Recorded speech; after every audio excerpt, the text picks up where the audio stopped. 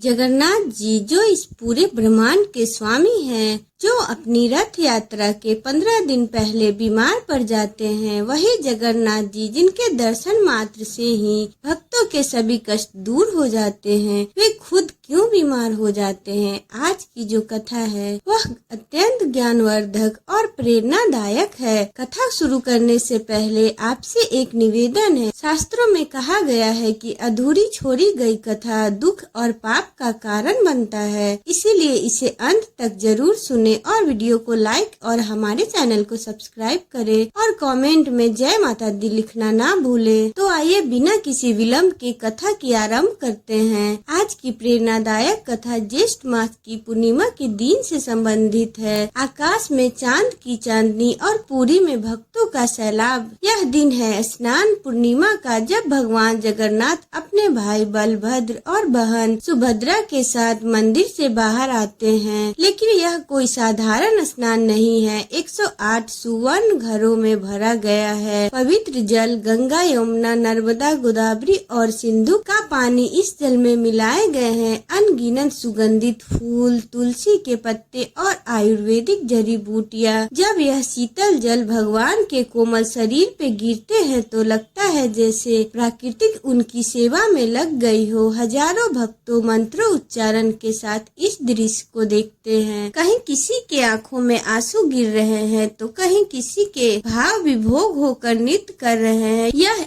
स्नान सिर्फ एक अनुष्ठान नहीं बल्कि प्रेम का सागर है जो तरंतित हो रहा है। लेकिन फिर क्या होता है? स्नान के बाद भगवान को ठंड लग जाती है, उन्हें बुखार आ जाता है। हाँ, ये सच है कि भगवान बीमार पड़ जाते हैं और इसके बाद शुरू होता है वो समय जिसे कहते हैं अनवसर काल। अब मंदिर के पट बंद होने का समय हो जाता है। 15 दिन तक भक्तों को अपने प्रभु के दर्शन नहीं होते। बाहर हजारों भक्त इंतजार करते हैं, दुआ करते हैं, रोते हैं, प्रार्थना करते हैं। अंदर भगवान आराम कर रहे हैं, बीमार से उबरने की कोशिश कर रहे हैं। क्या आप जानते हैं इन 15 दिनों में क्या होता है? मंदिर की पुजारी वैद्य बन जाते हैं, भगवान को आयुर्वेद काढ़ा दिया जाता है, उन्हें फलों का रस पिलाया जाता है और शीतल लेप लगाया जाता है। रात को सोने से पहले मीठा दूध अर्पित किया जाता है, बिल्कुल वैसे ही जैसे घर में कोई बीमार हो तो उनकी सेवा की जाती है। पूरी की हवा में उदासी छा जाती है। वो रसोई जो कभी बंद नहीं होती वो भी बंद हो जाती है। 56 भोग की जगह सिर्फ काढ़ा और फलों का रस दिया जाता है। सन्नाटा छा जाता है, भक्तों में बेचैनी हो जाती है। लेकिन यह सब क्यों होता है? इसके पीछे छिपा है एक ऐसी कहानी जो आपकी आंखों को नम कर देगी। सदियों पहले पुरी में रहते थे माधव दास, जो एक ऐसे भक्त थे जिनके लिए जगन्नाथ जी ही सब कुछ थे। वे अकेले थे इस संसार में, ना कोई पत्नी, ना कोई संतान, ना कोई रिश्तेदार, बस एक ही रिश्ता था अपने प्रभु जगन्नाथ से। माधव दास का हर दिन शुरू होता था भगवान जगन्नाथ के दर्शन से। वे घंटों मंदिर में बैठकर भजन करते, प्रभु से बात करते जैसे कोई अपने सखा से करता हो। और आश्चर्य की बात यह है कि भगवान भी उनके साथ बात करते थे। हाँ, यह सच है। वे माधव के साथ खेलते थे, हंसते थे,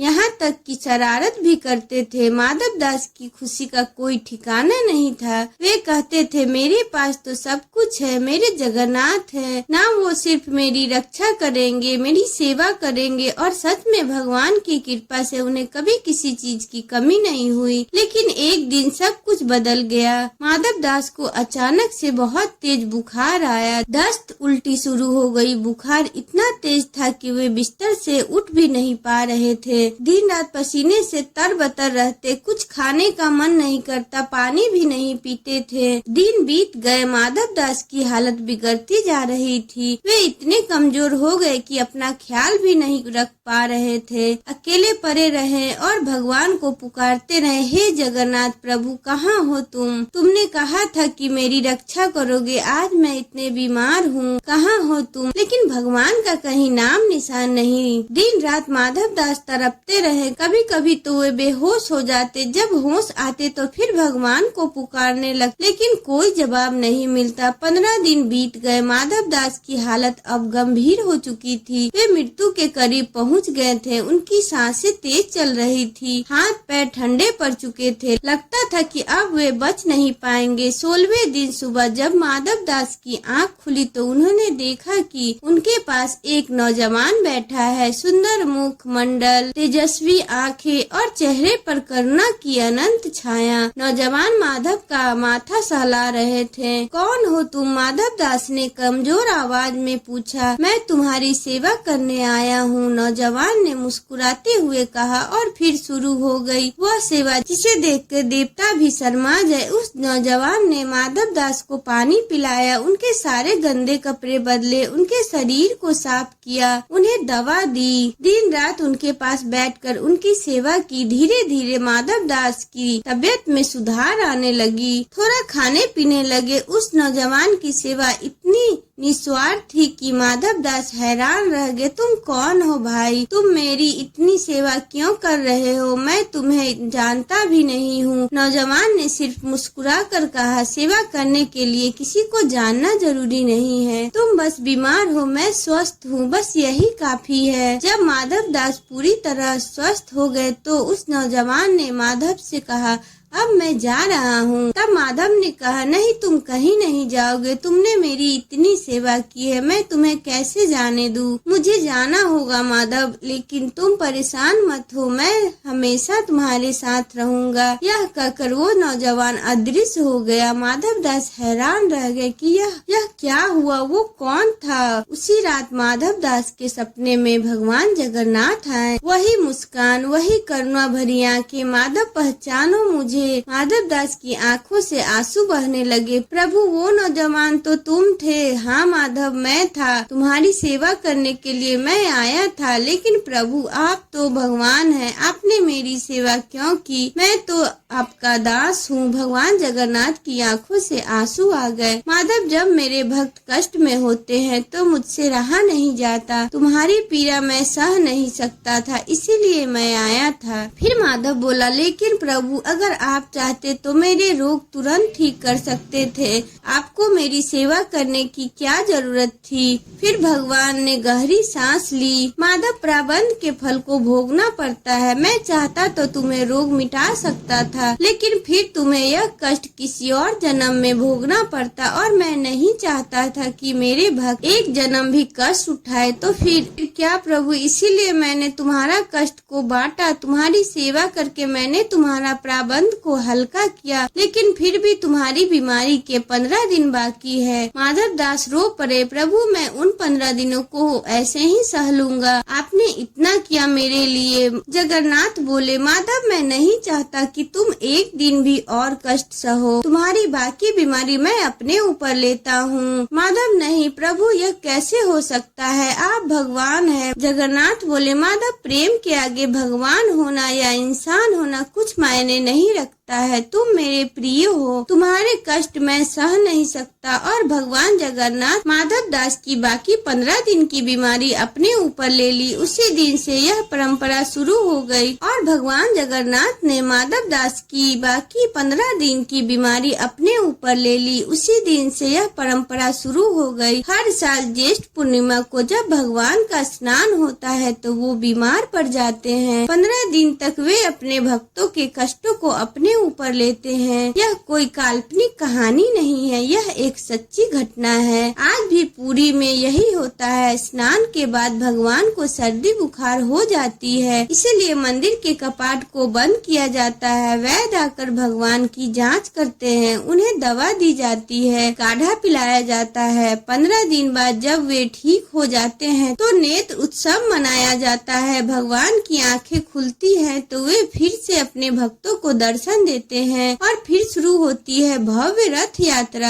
आज जब हम इस कहानी को सुनते हैं तो कई सवाल मन में आते हैं। क्या सच में भगवान बीमार पड़ सकते हैं? क्या वे दर्द महसूस करते हैं? जी हाँ, वे कर सकते हैं, क्योंकि प्रेम के आगे कुछ भी असंभव नहीं है। जब आप किसी से सच्चा प्रेम करते हैं तो उसका दुख आपको अपना बन जाता है, उसकी खुशी आपकी अपनी खुशी बन जाती है। जगन्नाथ जी हर साल भक्तों को यह संदेश देते हैं कि वे हमारे कष्टों को समझते हैं, वे हमारे दुख में हमारे साथ हैं। जब हम बीमार पड़ते हैं तो वे बीमार पड़ जाते हैं, जब हम दुखी होते हैं तो वे दुख हो जाते हैं। उनका अनंत प्रेम है, उनकी असीम करुणा। इन 15 दिनों में पुरी के मंदिर में क्या होता है यह जानना भी दिलचस्प है। सुबह जल्दी वैद्य आते हैं, भगवान की नारी देखते हैं, फिर उन्हें विशेष काढ़ा तैयार किया जाता है। तुलसी, अदरक और काली मिर्च, हल्दी, अन्य जड़ी बूटियों से दोपहर में उन्हें फलों का रस दिया जाता है,